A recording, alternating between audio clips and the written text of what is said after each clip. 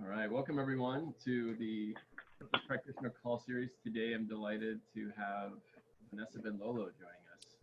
She has been on a just called rocket ship soul purpose journey for the last few years, and I'm sure she'll be able to share some of that with you. But I'm especially to hear about her training in this soul parent spiritual child work, and she's also training people to do this now herself. And it's really, yeah, it just warms my heart to see that, Vanessa, and would love to just hear all about it. Like, so how'd you come into this work, and what do you got? Sure. Well, thank you so much for the introduction. I'm really excited to be here with all of you. I'm just going to correct you on that. I'm not training people yet in soul parent spiritual child, but in generational healing. So I'll share a little bit about that later today too. So I'm Vanessa Benlolo. I am both a generational healing practitioner and teacher. I'm also an evolutionary educator in soul parent spiritual child work. Both of those offerings and programs that I offer to my clients are work that I've been trained with through Deborah Sky King of Soul Therapy School. And I also have my own offering, which is Soul Speak Sessions. And it's really to give you a little bit of backstory before I sort of really dive into, I want to sort of give some meat to this soul parent spiritual child, because it's really what is at the heart of a lot of, I think, the work for the future and the work for purpose and really living our purpose from a very young age. So I'll go into that a little bit later. But yeah, so I'm Vanessa Benlolo. I live in Canada, and I've always really been very interested in what motivates people. Is it nurture? Is it nature? Always been extremely fascinated with like how much of it is predetermined. And so I took a somewhat of a conventional, which was still unconventional at the time, route of studying biological engineering. So even though I do spiritual work now, I went into biological engineering thinking, what makes us who we are? Is it our DNA? Is it predetermined in that way? And so I went down that very traditional route, and it was a little too structured for me. And I realized that a lot of the work when you go into engineering is we basically make assumptions for things that we can calculate, and then we can actually calculate the correct response. And so I started to think, this isn't very different than current beliefs that we hold, and we really just only agree to hold these beliefs, through our hi Carri, welcome. I'm just sharing a little bit about my background right now, and then I'm going to go into some of the work more in detail.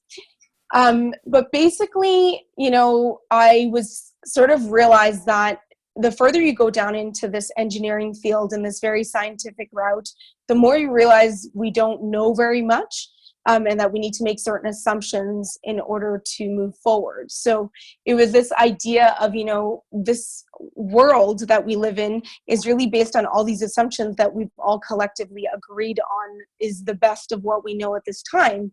And so I'll jump a little bit forward from that sort of epiphany in my thermodynamics class. So I was still in engineering at the time, and always had a dream of bringing community together and living soulfully.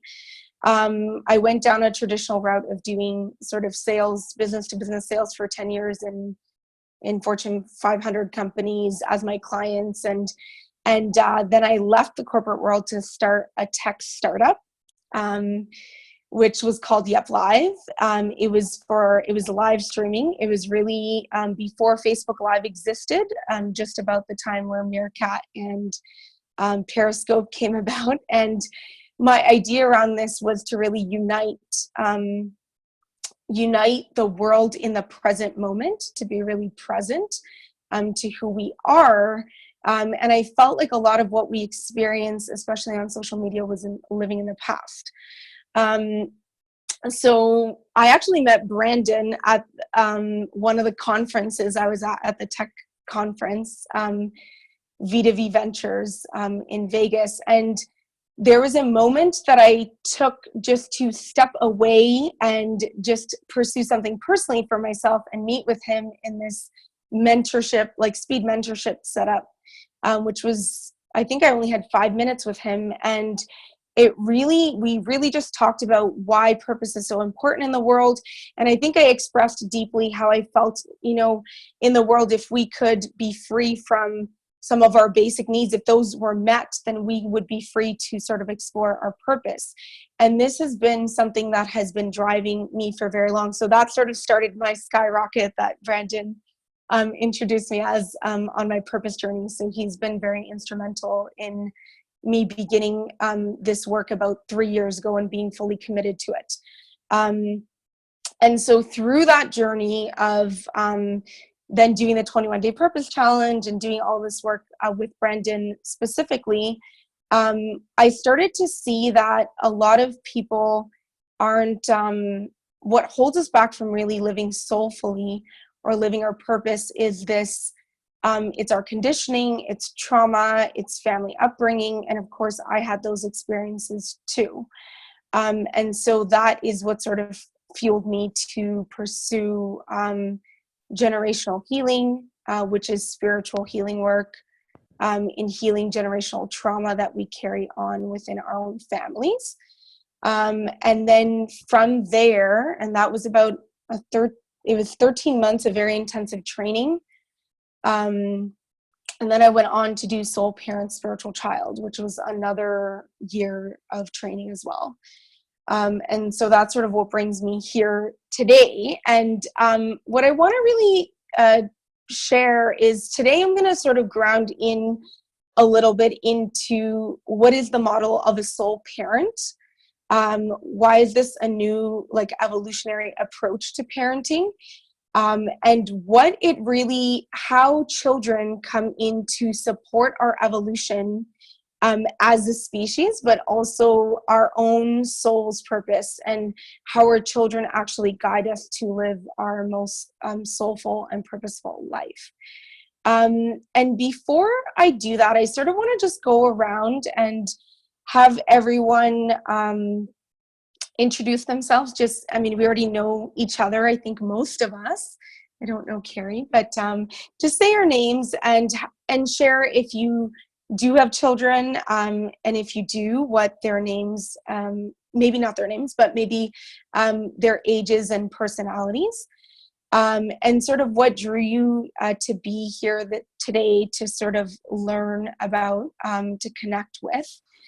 I would like to just open up the floor to have everyone share that. And if you don't have children yet, Brandon, because I feel you're spiritual children already. So if you don't have children yet, you might just share what it is, how you feel already connected to the spirit of your children if they have not come to be yet. So maybe we can just start, maybe Brandon, if you'd like to start, we can start with you. I've known for a long time. So Brandon Berkeley, I've known for a long time that I wanted to be a dad, probably since my teens.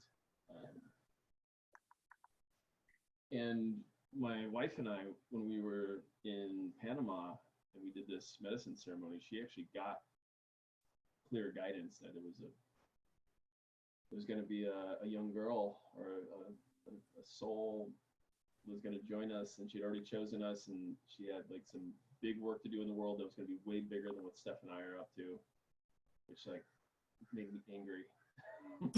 No, my kid's not gonna be better than I am. No. Oh, they will be. Yes. Continue, yeah. But yeah, I on one level, I'm really excited about being a dad, and all the stuff that goes into that, totally afraid of. Okay. Thank you so much. Thank you for sharing. I'd like to go next. Ruth, maybe? Yeah, I'm actually unmuted. So, yeah, I'm Ruth, and I am a mother of two. My son is 36, and he is really bright and creative um, soul that I feel I've even been told we've met in 100 lifetimes.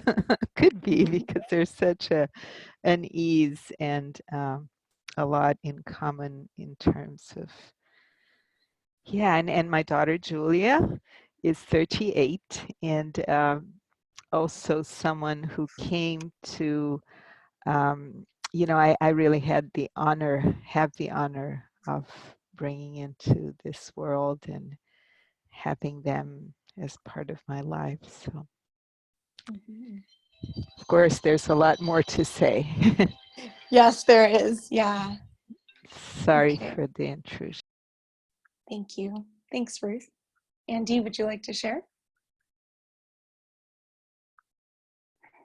Happy to. I don't have children, but I have a 7-year-old niece named Olive, and she's delightful.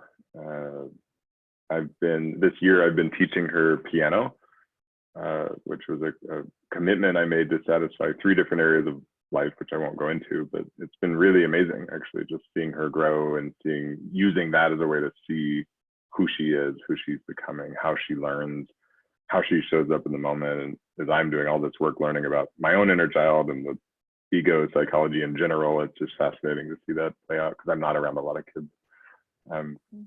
A few years ago, I was in a relationship where I knew she expressed quite plainly she did not want kids. And at the time, I thought there were just a lot of things in my life that were just totally haywire. And I thought, you know what, that sounds great, because I can't even possibly imagine putting kids on top of all this. And eventually I changed that reflection. I thought, well, maybe the thing is to settle some of those things in my life to make room for kids. And that's where I've landed. So that's actually supercharged a lot of my personal growth in that way. Mm-hmm. Yeah. Thanks, Andy. And I'll share a little bit later on today about how children do support sort of all of those shifts happening in your life before they're even come into being. So thank you. Yeah. Carri?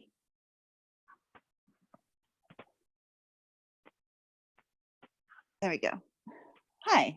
I am a mother of 2 and of a couple of children that didn't make it all the way through. And I recognize the baby as Zen master kind of concept that resonated with me very early on.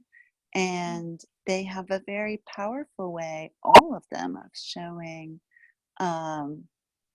opportunities for learning, for growth, for doing things differently, and reparenting me in an interesting way. So not only am I making active choices to give them things that I wish that I had and didn't receive when those things are appropriate for them, but also recognize that in the things that they often ask for, the experiences they want to create as family, I'm receiving things that I didn't know that I was missing, and I suddenly become very happy about being able to receive. So there's a lot to this topic, and some dear friends of mine had a baby 3 weeks ago, and so that will be a new addition and a very prominent part of this next stage of my life and our journey together and our friendship. So this was particularly timely today. Yeah, beautiful. Thank you so much for sharing. And it is exactly that, is our ability to be present to our children, which is really what they're asking for more deeply than anything else. And they share us. So I love how you expressed here the reparenting. And that's a lot of this work that I will be sharing. So thank you so much for bringing that in too. Susan, did you want to share? Yeah, sure. Let's see if my computer wants to work. Okay. Hi. Yeah, my name's Susan Lucci. And I think I knew I was going to be a mother in this lifetime from a very early age. I was known as the baby hog in our family, always held babies. I just absolutely love babies. So I loved practiced law for about 8 years. And then when I got pregnant, decided to stay home with 3 kids. And so Elena she'll be 22 next week. And she is about as rambunctious a child as I could ever imagine. She basically came out speaking and dancing and laughing, and her name Elena means light and Lucci means light, so she holds a lot of light, even though she's had to maneuver some darkness in her later years. Boy, has she taught me a lot. And I guess she is a lot like me, I'm told, as far as kind of stretching limits and speaking out and those kind of things. Tommy is 19, he'll be 20 soon, and he is really a sweet boy who has very high emotional intelligence and is, from a very young age, if I did go out into the world with him, it was a challenge because my kids are really close in age. He had to talk to everyone wherever we went, and people would buy him little stuffed animals. I mean, he's just a real people person. He's a funny kid, and has a really creative side. He can really sketch and put, with a couple dashes of a pen, so much emotion into a little sketch.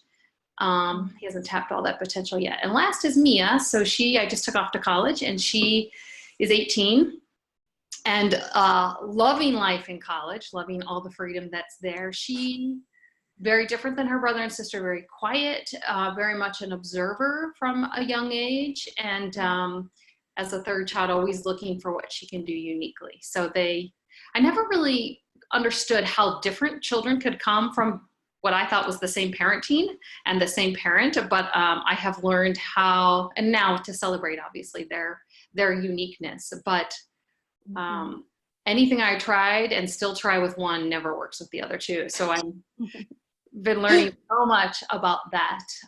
So anyway, thank you. Yeah, thank you. And it is so true, because each child has their own spirit and their own essence and what they bring in. And as parents, they're always wish that there was a manual, and it's like, oh, I had my first child, this worked, okay, let's try that again. It's like, nope. Well, it's so different than how I was raised. I think that's the piece, as I was hearing Carri before too. It's just parenting and the way I was parented are just so different. So that's where there's so much learning. So I'm eager to hear what you have to share. Mm-hmm. Well, thank you so much, Susan. And that's a great segue into this work, is really inherently in both mothers to be, meaning in preconception, mothers and grandmothers come to this work. I mainly work with women. And it is really a new evolutionary approach to parenting. It is shifting, and we inherently know that it needs to be different than what our own experience was.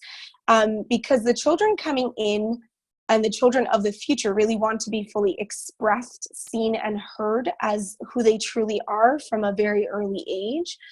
And that is very different than the experiences of our past, where it's like, do as we say, not maybe sometimes not as we do, but it's like we are the parents, right? Like, we know better, and you have to listen to us, and all of that is really asking to be changed. It's really looking at it from a soul level. So the spirit of the children coming into being are really already knowing their purpose. A lot of us had to sort of go through some of the challenges, and then in that is our gifts. But the children coming in already now are very aware of their purpose and of their soul essence and why they're here.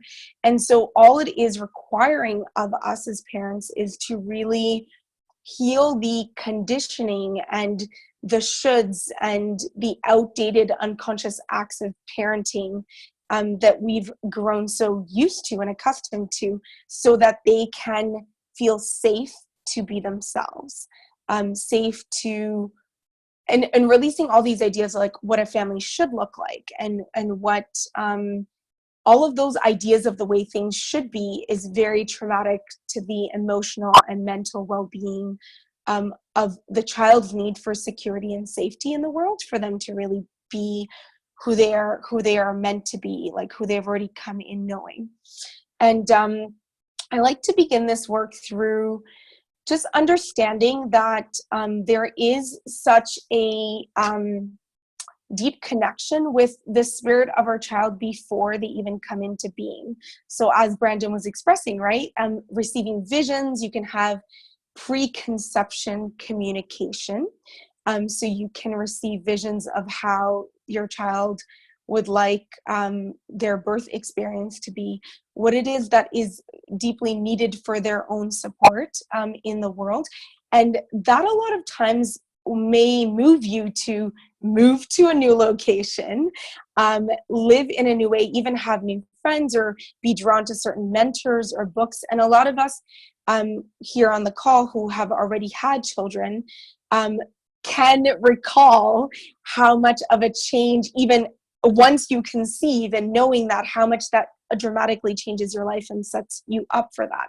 And even as Andy expressed here too, you know, wanting to sort of create a life that allows for children to come in. And all of this work is so that we can match the vibration of the child coming in, because it's a deep co-creation that happens between yourself and your children. You have your soul's purpose and the purpose that you're here to live. And certain locations and experiences will support that. But the children coming in also have that, and they choose you prior to them coming into being into the physical world. And really, this is a space for them to also they are needing certain things for you to live in certain places, or for there to be certain people in your life for them to be able to fulfill their purpose. And they, in that way, support your evolution before they come into being. And this is something that is really supportive of you living your best life. And so I'm going to go through some of the main aspects of how they may be asking you to change your life. There might be things within your own experience that you know just aren't supportive, but it might not even be that. It might just be a desire to, you know, learn how to play guitar, or it might be a desire to live in a different place, or to have certain experiences. And this is a co-creation that's happening with your child before they come into being. And the way that I work with my clients is I support them in healing a lot of the conditioning. I work with everything from shame and guilt, fear, working with healing different aspects of what has shown up in their own relationship with their own parents, because that will show up again within their relationship with their child. And whatever is unhealed within our own experience continues to repeat. So if we feel guilty, we will live our life through that filter, and that will unconsciously be passed on to our children, which really just limits their ability to really live their own purpose. So to be a soul parent, I'm going to just take you through some of the high level, like this work is really in depth. Like some women work with me for a year, some for 9 months, some for 6 months, in weekly sessions to really dive deep into this. But it's just an overview. And to be a soul parent really means to be really present to your child, and to be aware of what they're experiencing within their own world. And a lot of times at this time in our life, you know, with so much social media and so many distractions, it's very easy to not be present to our children, or to be worried if we experience worries within ourselves. And everything that the woman experiences before pregnancy as well as during it is where, you know, as she's growing her child, is where all of these neural pathways and cells and everything is being developed. And it's this aspect that I call the emotional DNA, which is imprinting all of these experiences. So if the woman doesn't feel, you know, supported or nourished or nurtured, all of her experiences about how she perceives the world or understands the world, the child in this development stage begins to learn about what the outside world is like while she's in her mother's womb. And so it is this work that supports women in really having a as high vibration of womb as they can, so that the child comes into a space that they are free to be themselves and to be who they have come down to be. And also I want this to be like really, I do things like pretty relaxed. So if anyone has a question, just like raise your hand. I'm very open to there being any questions about what I'm sharing. Usually in seminars, I just leave it very open to anyone wanting to make a comment or ask something specific about what I've shared. So if there is any, you can just sort of like raise your hand, Brandon. Yeah. Question, because I've worked with a few clients who have been pregnant, and do you find that there's like a deeper purpose inquiry that comes up when women are considering having children or about to have children, like the question of what their life means enters into the equation? I mean, it definitely does. It does more when they're pregnant or when they're in preconception. And of course, like if they experience things like a miscarriage or like an abortion, it brings them to this work. And it whenever that happens, it sort of requires like, it makes a woman really reflect deeply on everything and on who she is as a woman inherently. And sometimes this is the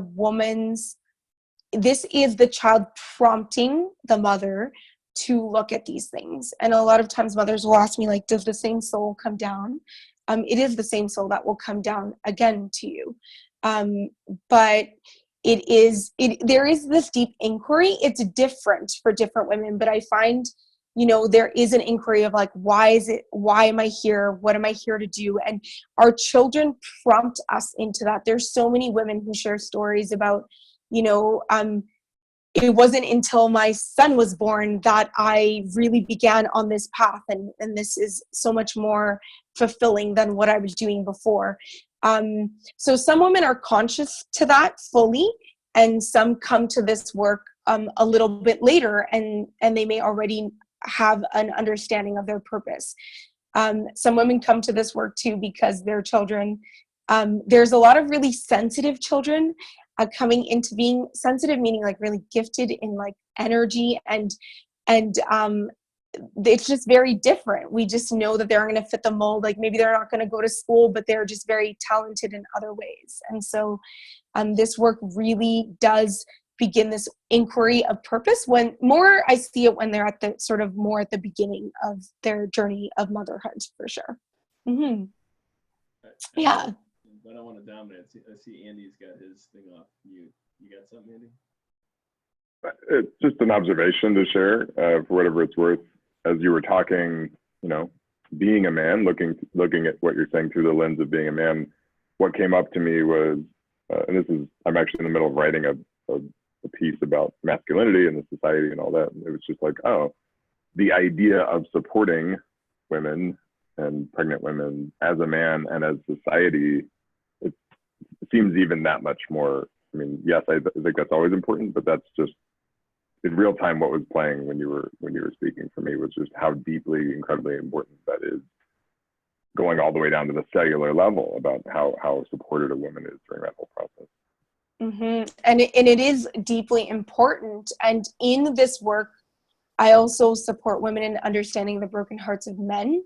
Men are very easily rejected, like in their physical body. The way that a woman's body is designed and the way a man's body is designed is different. And men feel very deeply rejected at this time, and have been for many, many years. And and this happens through conditioning, through the upbringing. And so this becomes important also for the mother if they have like a son, but also with their partnership, healing the relationship with their father, because whatever is unhealed with your father repeats again in your partnership and will repeat again with your child.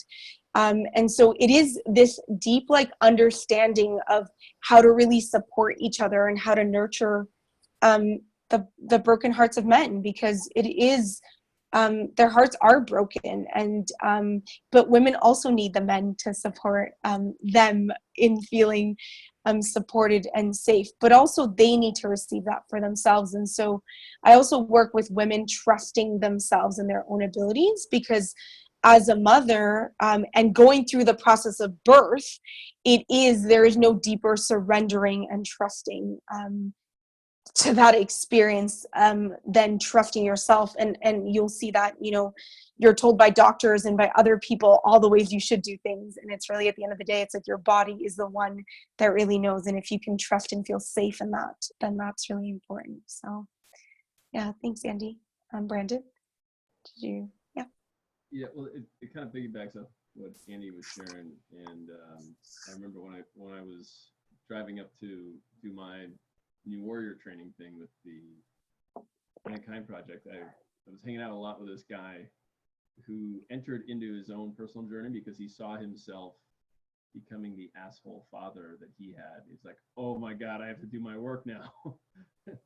and it's cool that Andy kind of named it earlier too. Like, oh yeah, maybe I should just clean this stuff up so I can be a great partner and dad and all that kind of stuff. But my other question was, have you worked with men on this, like men becoming soul parents, or has it only been women, or expecting women? It's only been women. It's only been women thus far, but there are men that want to join their partners in exploring this conversation. So I've had men attend my seminars, and I've had men also who are supporting the women, their women who are in their life to before pregnancy and wanting to be part of that journey. I have, of course, done this work myself, like with John and I, so my partner. And it is such beautiful work to do together. Like it really is. Like there are a lot of like questions and delving into what makes happy family dynamics, what values do we hold as a couple, but also realizing that, the spirit of the children coming in, they hold their own values. So there's this idea in society, and there's a lot of ideas. I could probably do a whole seminar just on this, but there's a lot of ideas that we hold about children that sort of infuriate me. We say, stop acting like a child. You're a grown child, or we say all these sort of derogatory things about children when we aren't honoring them for who they really are and what their soul essence and their soul experience is, knowing that they are their soul just the same as yours is. It's just that they're in a small body, or maybe they're in a larger body if they're like in their 30s, maybe they might be taller than you are. But that they are here for you to help them maneuver the physical experience, but on the soul level, like, of course, nurturing that too, but they already come in knowing that, having that experience. So yeah, men are coming more to it. I've had maybe like 3 men come to it this year, but that's better than nothing. and you guys. Shop for men on this. Let me know. I'm sure Andy would be into it too. But yeah, I'd love to explore more about that. Okay, for sure.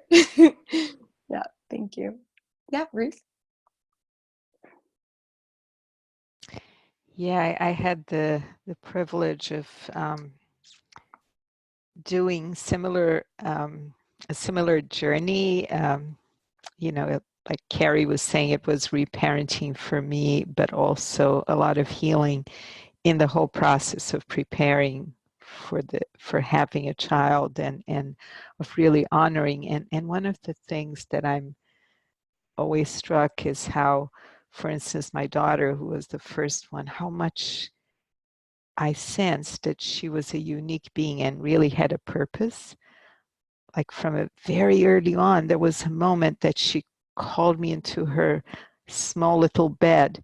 Mom, why don't people all go and give away their sprays because the ozone layer is, she was a tiny child and she was so committed. that purpose was there from the very beginning, and she always felt like someone who was not totally at ease with the ways things were done in the world as we do them. And it was always like, I can't believe people treat things in this way. So feeling the uniqueness of each one and the purpose that they bring is quite something. It's such a beautiful thing to experience, and if we're present to that, because children will share with you things that you have been wondering about the universe. They will share with you how, sometimes I've even had clients where their kids have shared with them how the oldest one shares how the younger sister chose to come down to the two parents. Like, these are the conversations that children are having, and they're so wise. Like, there's so many practical ways in which this shows up. It's like, I had a client who had, and I share this example all the time, is like, I had a client who was going through a separation. I think her son was maybe 7 years old, and 7 is a earth year for boys. It's sort of like an earth celebration. They get really grounded in the earth that year. And it was just right before his 7th birthday. And he was sort of between homes, 3 days here, 3 days with mom, 3 days with dad. And the mom had this idea that, that isn't good. And it should really just be like 1 week with mom, 1 week with dad. And that's what she preferred and what she wanted. Her son was expressing also that he didn't feel, it took him a long time to get comfortable being at his dad's. And I just asked her, simple things like, does he have his own room there? Like, does he have what he needs there? And she said he does. And I said, well, have you asked him what it is that he needs to get comfortable? Because she made the assumption that it's just too short. It's 3 days too short to get comfortable. And she asked him, and he said, Mom, I sleep on a bunk bed. The bed above me has a mattress and it scares me. And if you would just take that mattress down and put my stuffed animals up there, then I'd be comfortable. And it's like, oh, that's what you need. And so parents very traditionally make their experiences about them. And because they feel like we're the parent and you're the child and I'm supposed to know what's best for you.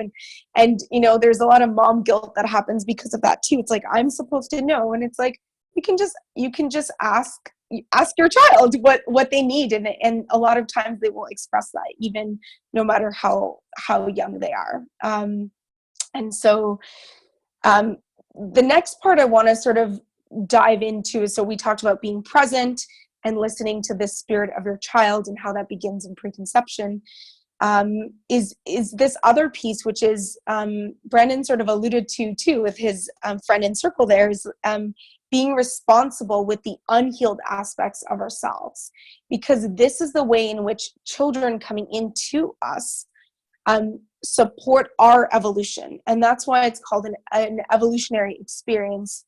An evolutionary way of parenting is because it is requiring of us to become conscious to what is unconscious, to notice where we choose and make decisions out of maybe guilt or shame, where we are mistrusting our own divinity, where we are yet to be grounded fully in trust in ourselves, and a lot of times as a woman, for sure too. Did you have a question, Brandon? Oh. And so it's just really asking for us to notice where we are triggered, and that is a place that needs healing. And the journey that I support women to go through is that journey of healing what is unconscious, so that we can become aware of that and not pass on these aspects. And a lot of these aspects have been passed down within families too, within the generations of the family, and you can sort of see it sometimes within your own families. And then the other aspect is creating healthy boundaries for yourself and for your children. And a lot of times this means going against what society tells you is acceptable, is socially acceptable. And a lot of us in this group probably don't follow all the societal norms. So that's a good start in the first place. But it's just different things, different expectations we have of how our child should or shouldn't behave, down to every single thing, like down to, they don't want school photos to be taken. And it's like, what do you do? And some parents will say, oh, you don't want your school photo to be taken. Why not? Everyone else is taking it. Oh, we won't have pictures to send to grandma. It's like guilt, shame, like it's all of these different things that we sort of say without really being fully aware of where that's coming from, and really going against the structures of society to say, okay, you don't want to take your picture. I honor that. Like, I'm sending a note to school. My daughter doesn't want to take her picture today. Don't force her to do it. And that's it. And so it's just really asking for us to have our own boundaries so that we can show and teach and model what it means to have healthy boundaries for our own children. Yeah, Brandon? My skeptic's coming up here. I'm like, yeah. All right, come on. Really? Like, gonna have the inmates Yep. run the asylum here? Like, really? Come on. So, again, like, I'm not a parent. I don't know where that line is, like, in, like, choosing well, I guess it's not choosing, but, like, where do you allow them to inform their experience, and where do you say, well, actually, because if my kids are anything like me, they're going to be like, I want to jump off the roof. And I'm going to be like, no, you're not. You're not going to jump off the roof. So where does this kind of evolved, adult thing come in, because, kids say some stuff that just not going to work out well for them. Of course, and there are definitely spaces where there are moments where they'll want to do something that is dangerous and that is unsafe to them. And as their parent, it is such a dance, let's call it that. It's like a dance, and that's why people are always like, wish there was a manual. It's just like, this is how you do it, but it's not. Every child is completely different. It's unique, and that's also how it like supports your evolution, is because it's really asking, like, it's this dance between like, where do you exert your control and where do you surrender, and it's like that dance is always happening. And so they are looking to you to create boundaries for them to feel safe in. And so this doesn't mean no boundaries. And I think that's where you're sort of getting at, is like, oh, there's this other, people say this too, there's this other way of parenting where you just let your kids do everything and then that doesn't work either. That's not what I'm saying. What I'm saying is that you're modeling healthy boundaries so that they're able, and you're helping them understand why it is that they don't or do want to do something. And when it's, I don't feel like it, I don't want to take a picture. In reality, that there's no reason why they should have to in that situation. It's not jumping off of their roof at home, right? And so it's that dance and that balance. And that is, as I'm sure the moms here who have kids who are already adults can share their experience, that it is this dance of, okay, where do I let them sort of like flower and grow, and where do I, okay, no, like it's a dance. There's no like hard and fast rules. Yeah. Well, Yeah. So I get it. And like, all right, like, here's a hypothetical. You get in the family out of the house to go to the airport, and son is like, Dad, I have to bring like my 50 stuffed animals with me. And like, it's not life or death, and it's like a totally expensive, impractical desire. Like, So there, I would say like, I would ask them like why they feel they need all of them. And if they're like, this is what it gives me, it's the finding what that underlying need is. So it might feel like they don't feel safe in the car. They feel much more comfortable that way. Like it's going to give rise to a conversation around what it is that they're actually needing, why they feel that they need the 50 stuffed animals. And then, yeah, maybe you come to a compromise and they bring their 3, let's say it's, I feel more safe and comfortable having my stuffies in the car with me. Okay, well, which one are the 3 that make you feel most safe and comfortable? And then they can sort of bring that. And so it's always this little back and forth. Yeah. Yeah. Okay. So, and the real aspect of this is like healing what is unhealed allows for you then to see where in yourself you're wanting like your child to do or not do something. Like you're like, it's impractical to have 50 stuffed animals, right? Well, that's your perception of it too. And so it's like, for them, it doesn't seem impractical. They're like, I see 50 stuffed animals. I see space for 50 stuffed animals in my car. And they're not very concerned about making it to the airport on time because that's not something that they've committed to being their responsibility. And so it's just begins for you to sort of see within yourself what you feel and see is really like appropriate and where you feel certain things are a certain way. And that's how it really helps you to evolve in your own soul's evolution and to see that. And they will like push it for sure sometimes, right? So this relationship really between parents and their children is ever evolving. It is something that is always altering and flowing. And it is, you know, your relationship between yourself and your child is a relationship that it is the longest relationship you will ever have. Everyone else you have not known since the moment that they were born. And so in this, it is really a sacred metamorphosis of an experiencing together that really happens. And it begins in preconception.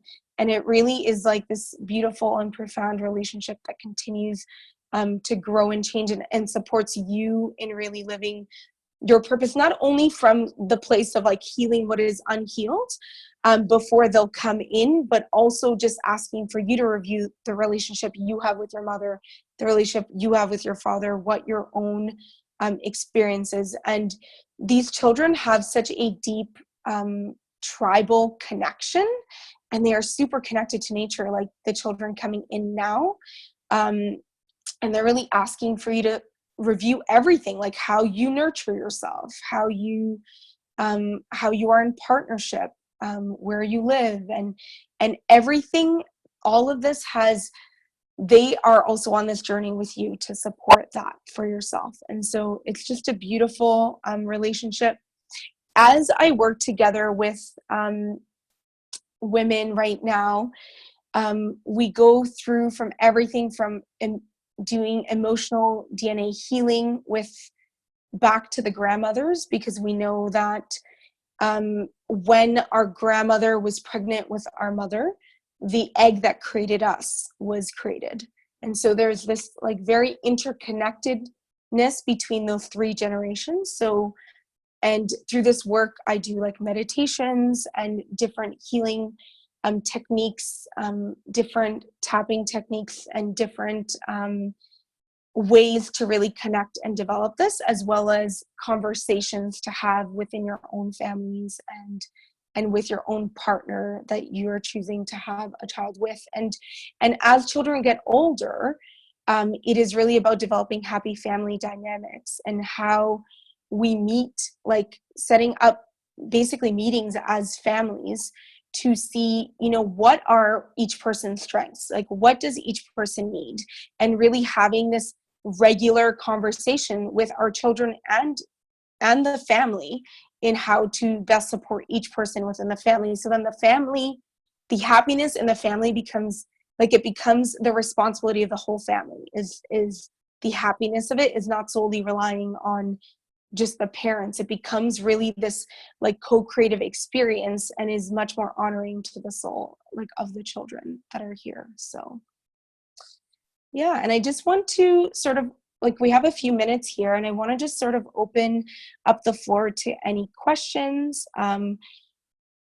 either about the work or about what I've shared, or even about myself, that anyone has. Okay, Brendan? Yeah, I mean, I think it's fascinating. I think there was like maybe a few pages in Bill Plotkin's book about this kind of soul-centric parenting approach, and I was like, yeah, when I get to this stage, I want to explore that more, and I think it's really cool, the work that you're doing, Vanessa, and obviously there's so much that I will never begin to know about the bond between a mother and a child. I'm just not going to get that this time around. But one of the things that's coming up for me is I think about the work of Malidoma Somé, and he presents this kind of like African approach of like the village raises the child in a sense, and the parents actually are kind of like pretty much like rule makers. Like their job is like just to make the rules of the house, and then most of the mentorship and kind of soul development happens outside of the home in the model. And I'm curious, kind of like in your work in this training, like how do you kind of marry, or like where does the edge of rule making end and like the beginning of kind of soul nurturance begin? Like how do those two sit together? Yeah, and I do feel that, you know, there will be many people that play a role within your child's soul mentorship, just as they have in your own experience. And that really is something that happens with many people. But when your child is young, you two really are the earth guardian, basically, is how I see it. And there is so much conditioning that can happen between then and maybe when they're even more subjected to more of those in the village, let's say.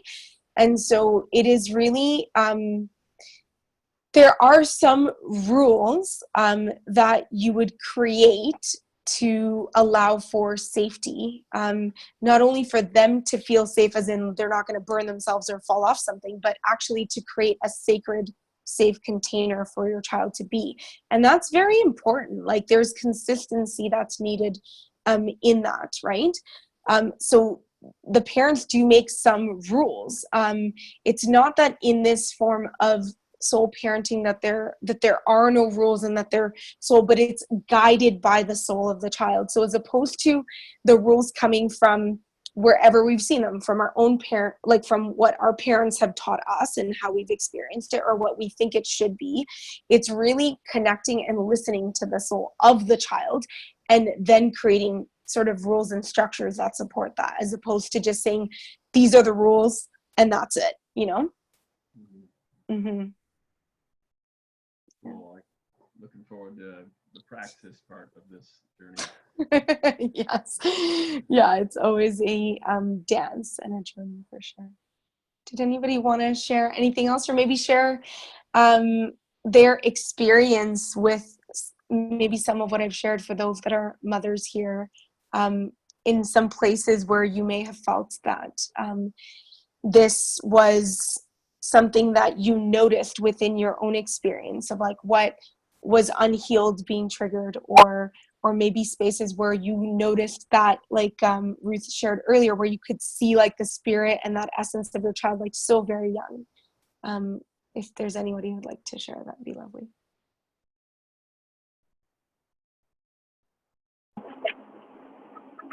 Hi, this is Carri, and I just want to share that so much is present for me right now in this awareness of the rules and my own reactivity to the resistance I experienced as a child.